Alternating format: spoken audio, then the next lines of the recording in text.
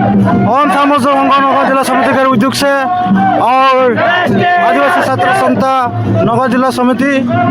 RSS और विभिन्न संगठन के सहयोग में आज मिर्छा राष्ट्रीय शहीद वीर बिरसा मुंडा उद्यान क्षेत्रों में 150 संख्यक जन्म जयंती पालन करा होते हैं। और ये जन्म जयंती के संगति राख के आज एक शोभा यात्रा ओलाल हुई है। आज शोभा यात्रा में आज आसाम के जेगलन हमके समस्या ये समस्या के लेकर आज प्रतिवाद हिसाब करा होते